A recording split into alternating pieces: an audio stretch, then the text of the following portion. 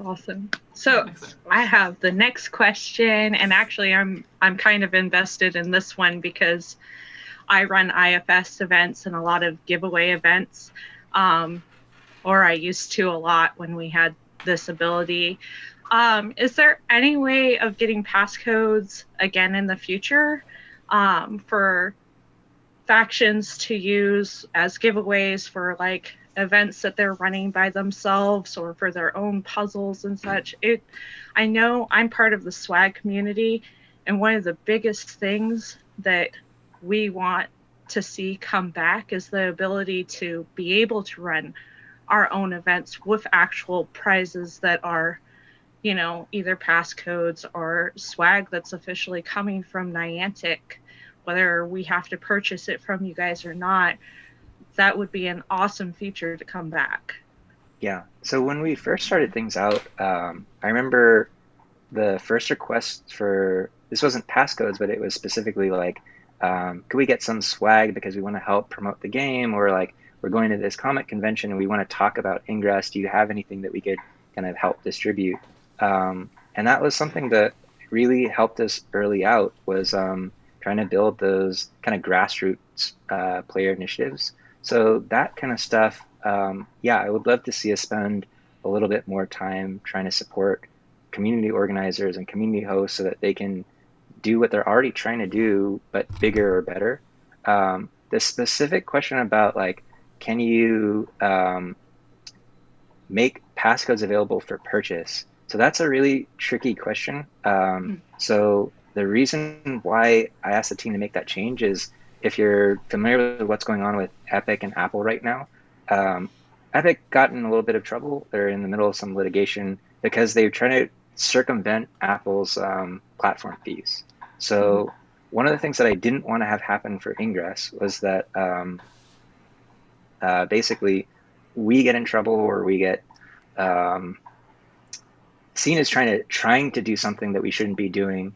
Because if we're selling a passcode, if we're selling items, but not giving Google or Apple their percentage fee, that's technically probably not the position that we want to be in.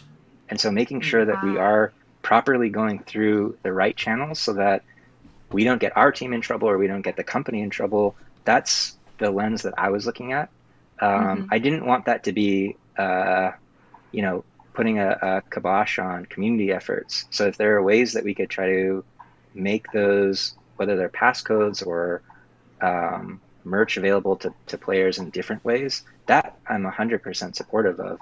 I think it would be, I'm not a lawyer, so I should preface that, but trying to figure out what the right way is to allow agents or who are community organizers to also financially support the game, and then have those be prizes for other players. I think that's something that we could spend time on. But that's sort of the backstory behind the why that passcode stuff changed to moving more into the app, was more of kind of a legal question. The other stuff, though, about just making passcodes available for community organizers, I think that should be a pretty straightforward solve of I know that right now, like, we work with the Feb Games Group or the IFS organizers so that they have a set of those master passcodes. So we have that set up. So maybe there's a way that we can kind of expand on that further, where you don't have to pay for them. So we're not breaking any rules. Like, we're allowed to give agents items. So maybe, yeah, let me take that as an action item to follow up with our team about what ways we might be able to kind of build on what we're already doing with those master passcodes or other things like that. And I completely understand the use case of for the players that either won because of AP gain or from level up. Right now, like the first Saturday events that I've gone to, like, I've seen some people give out Starbucks gift cards or like Google Play gift cards or things like that. And yeah, it would be really cool if you could actually get Ingress stuff or like official merch or items.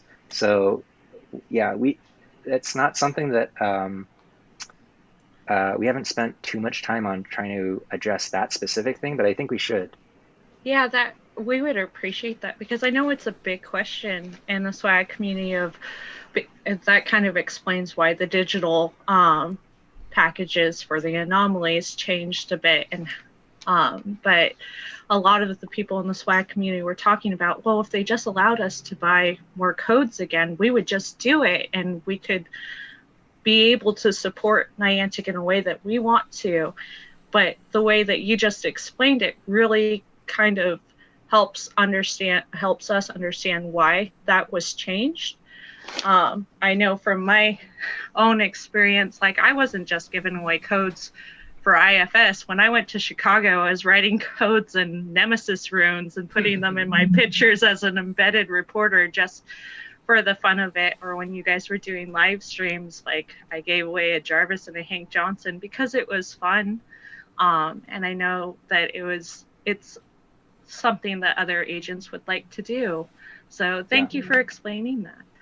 And then I should also note too that, like, I am a huge fan of physical merch as well. Like, I think it's really nice to have a physical souvenir, or like a totem or something tangible. And so I know that, you know, those mod cards or those loadout cards, like, there is you know, getting that piece right, and so that we're doing it in the right way that works for the platform partners, Apple and Google, but also lets us continue doing what we were doing before.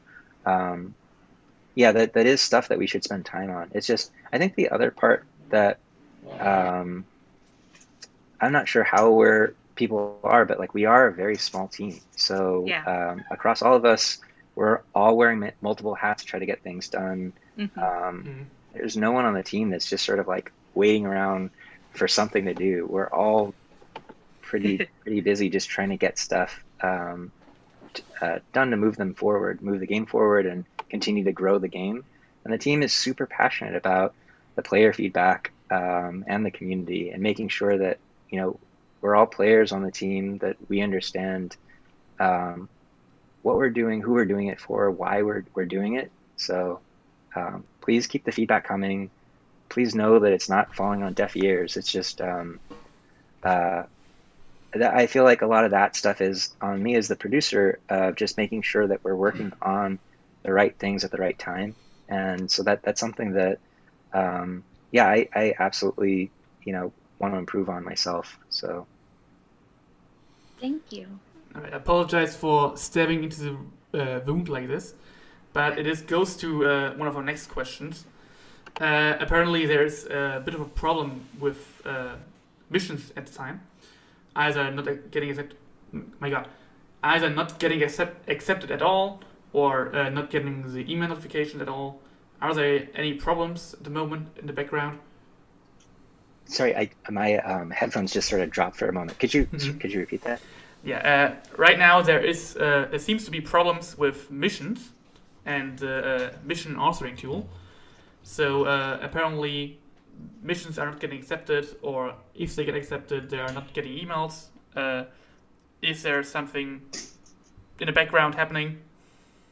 So I think one, I need to still follow up with our team about, but I do know that one of the things that happened recently was that instead of going through missions basically from oldest to newest, I think something may have gotten jumbled, or there's some issue where that order wasn't happening in the right order. So there was that piece. I think there were also maybe some delays. So I need to follow up with our team to get more info. But I do know the team is aware, they're working on it.